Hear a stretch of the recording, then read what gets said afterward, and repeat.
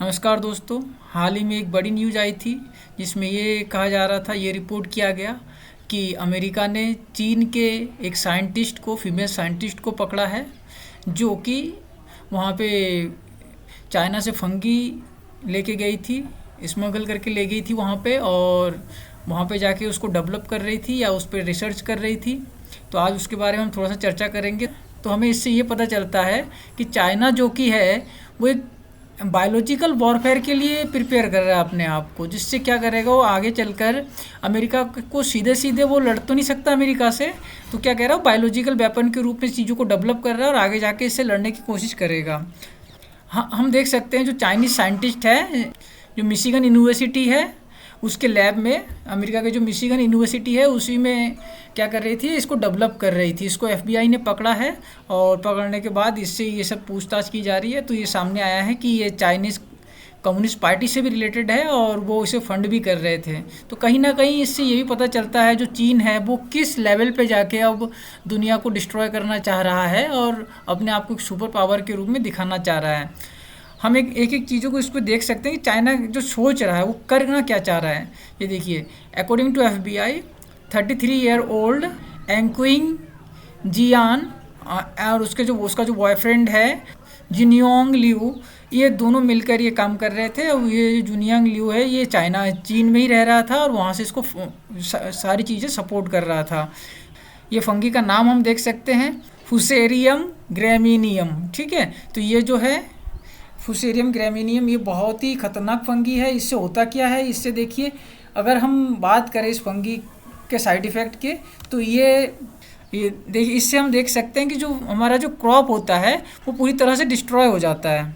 अगर हम बात करें इस, तो देखिए क्रॉप की क्या कंडीशंस हो जाती है, इसमें पूरा का पूरा क्रॉप ख़राब हो जाता है। ये देखिए गेहूं में किस तरह से ये फंगी लगना शुरू होता है और ये इसको क्रॉप को पूरी तरह से ख़राब कर देता है। आप समझ सकते हैं कि चाइना क्या चाह रहा था कि पूरा का पूरा अमेरिका, क्योंकि अमेरिका से सीधा सीधा चाइना लड़ नहीं सकता और चाइना अभी सुपर पावर बनने की कोशिश कर रहा है और अमेरिका को अगर ऐसे टक्कर देगा, क्योंकि आप लोग सभी जानते हैं कि अभी ट्रंप जो है उस पर सैंक्शन लगा रहे हैं चाइना पे और चाइना को बहुत ही बुरी तरीके से वो ह्यूमिलेट कर रहे हैं। तो इसी तरीके से चाइना ने सोचा कि अगर सीधा सीधा हम उनसे लड़ नहीं पा रहे हैं तो कहीं ना कहीं वो बैकडोर से इस तरह के वॉरफेयर के लिए प्रिपेयर कर रहा है। फूड को ही नहीं, बाकी जो ह्यूमन बॉडी है उस पर भी इफेक्ट करता है। अब देखिए, जैसे फूड है, जो खाने की चीज़ें से गेहूँ हो गया, ठीक है, बरले हो गया, मक्का हो गया, राइस हो गया, इन सब चीज़ों पे तो इफ़ेक्ट करता ही करता है। साथ ही साथ ये जो पैथोजन है ये हमेशा ये ह्यूमन हेल्थ के लिए भी बहुत ही हानिकारक होता है, जिससे इससे क्या होता है, उल्टियाँ आ सकती है, लीवर डैमेज हो जाता है, फिर जो रिप्रोडक्टिव इश्यूज आ सकते हैं आगे चल के जनरेशन में। तो ये सारी चीज़ें चाइना अपने देश में कर नहीं सकता था, क्योंकि अगर बाई चांस, आप खुद जानते हैं कि जो कोविड-19 है वो चाइना से स्प्रेड हुआ था, चाइना के लैब से। कहीं ना कहीं वो इस वायरस को भी अपने लैब में डेवलप कर रहे थे, कोविड के वायरस को, कहीं वो लीक हो गया तो उनको इससे बहुत ज़्यादा ह्यूमिलेट होना पड़ा पूरे वर्ल्ड में। तो इस चक्कर में इस बार वो क्या कर रहे हैं, चीज़ों को दूसरे देश में भेज रहे हैं और वहाँ पे जाके वो रिसर्च कर रहे हैं, ताकि अगर आगे चल के कोई भी चीज़ ऐसी घटना घटती है जिससे मान के चलिए वो स्प्रेड होता है या कुछ होता है, तो उनके कंट्री में कुछ डिजास्टर ना हो, जो भी हो उस कंट्री में हो जहाँ पे वो रिसर्च चल रही है।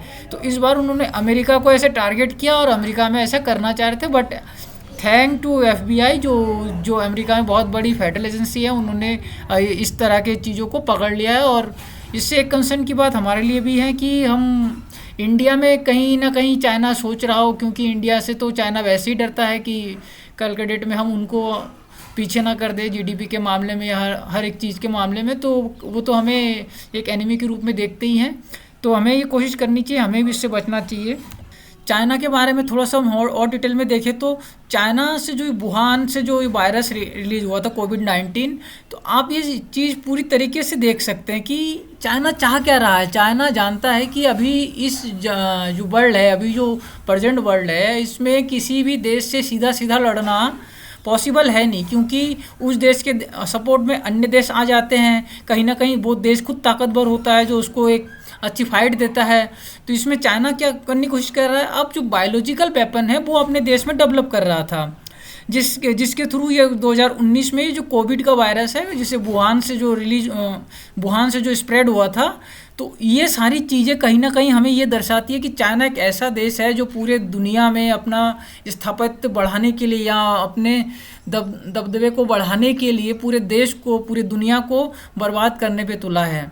ये किसी भी देश को बर्बाद करके ही मानेगा। ये चाइना के बारे में अगर हम और भी डिटेल में जानना चाहें तो चाइना एक ऐसा देश है जहाँ पे उनकी खुद की कोई मीडिया नहीं है। वो जो भी मीडिया वहाँ पे चलती है वो उनके सरकार चलाती है, चाइनीज़ कम्युनिस्ट पार्टी द्वारा चलाया जाता है। तो ये सब चीज़ें कुछ भी वहाँ पे आप ये नहीं कर सकते, पब्लिश नहीं कर सकते। अगर कोई ऐसा कुछ करता है तो उसको फिर वहाँ मार दिया जाता है या तो गायब कर दिया जाता है। और इस बार तो इन्होंने हद ही कर दी है। सोचिए, इस फंगी को वहाँ पे अमेरिका में ले जाके उसको डेवलप कर रहे थे। हो सकता है ऐसे ही चाइना के और भी साइंटिस्ट होंगे जो दूसरे देशों में जाके इस तरह के रिसर्च कर रहे होंगे, ताकि कल के डेट में उसको एक बायोलॉजिकल वेपन के रूप में यूज़ करके दूसरे देशों को डैमेज किया जा सके। तो अगर वीडियो अच्छी लगी आप लोगों को तो आप लाइक कमेंट करिएगा।